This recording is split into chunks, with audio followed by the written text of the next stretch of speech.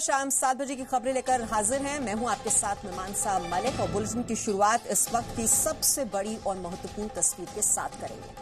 ये तस्वीर जो आप इस वक्त देख रहे हैं ये मुंबई के बांद्रा रेलवे स्टेशन के बाहर की है, जहां पर बड़ी संख्या में प्रवासी मजदूर जमा हुए हैं। हालांकि अब यहां से इन लोगों को हटाया जा चुका है, लेकिन इस तरह से लॉकडाउन तोड़कर लोगों के बाहर निकलने पर अब राजनीति भी शुरू हो गई है।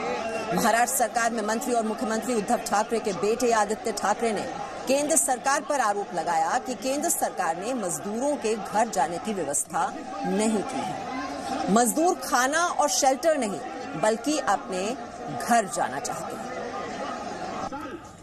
तो बद इंतजामी का जरा आलम देखिए, क्या हाल इस वक्त हुआ है बांद्रा स्टेशन पर। हालांकि अब इस वक्त इन लोगों को वहां से हटा लिया गया है और वहां पर बल प्रयोग भी करना पड़ा पुलिस को, वहां जब ये प्रवासी मजदूर हजारों की तादाद में वहां पर जमा हो गए। ये दो तस्वीरें आप इस वक्त देख रहे हैं। पहली तस्वीर उस वक्त की है जब बड़ी संख्या में लोग वहां पर जमा हो गए और दूसरी तस्वीर इस भीड़ को हटाने की है।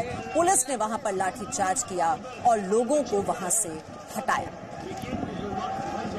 तो लॉकडाउन की किस तरह से ये धज्जियां उड़ाई गई, ये तस्वीरें बयां कर रही हैं। ये बांद्रा रेलवे स्टेशन की तस्वीरें आप इस वक्त देख रहे हैं, जहां पर बड़ी संख्या में ये प्रवासी मजदूर जो हैं वहां पर जमा हो गए थे और अब वहां से उनको हटा लिया गया है।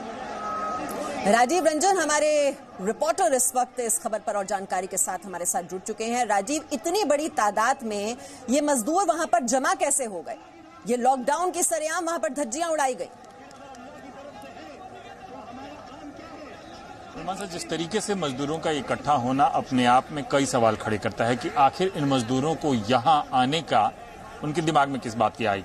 जिस तरीके से जो बातें चल रही हैं, जिस तरीके से मजदूरों के जरिए ये बात साफ साफ हुई है, उन्होंने हालांकि एक आध मजदूरों ने जब बात की है उसके बाद उन्होंने स्पष्ट तौर पर कहा कि उन्हें ये बताया गया था कि लॉकडाउन खत्म होने के बाद उनकी ट्रेनें चलेंगी। हालांकि वो सूत्र अभी तक नहीं पता चल पाए कि उन्हें इस बात को किस तरह से कहा गया, लेकिन उनका मानना है कि स्थानीय जो उनके लीडर हैं उनके जरिए ये बात बताई गई थी कि आज जो लॉकडाउन खत्म होगा और ट्रेनें चली गई, लिहाजा उन्होंने कल रात से ही बांद्रा टर्मिनस की तरफ से, जो वहां से यहाँ से 1 किलोमीटर की दूरी पर है, वहां अलग अलग रास्तों से आना इकट्ठा हो गए थे। जब ट्रेनें नहीं चली तब इसके बाद वो फिर उस सड़कों पर आए। हालांकि इसी मस्जिद के पास जो मैं आपको दिखा रहा हूं, और बाई तरफ जो मस्जिद है यहीं इस मस्जिद की तरफ आए और यहाँ इकट्ठा हो गए। यहाँ इकट्ठा होने के बाद यहाँ से वो जाने का जो विरोध कर रहे थे, विरोध करने के बाद यहाँ से जाने के लिए तैयार भी नहीं थे। उनका मानना था कि यहाँ से फिर से ट्रेनें चलेंगी जो वहाँ से जा सकते हैं और इसके बाद वो अपने यानी गृह प्रदेशों की तरफ जा सकते हैं।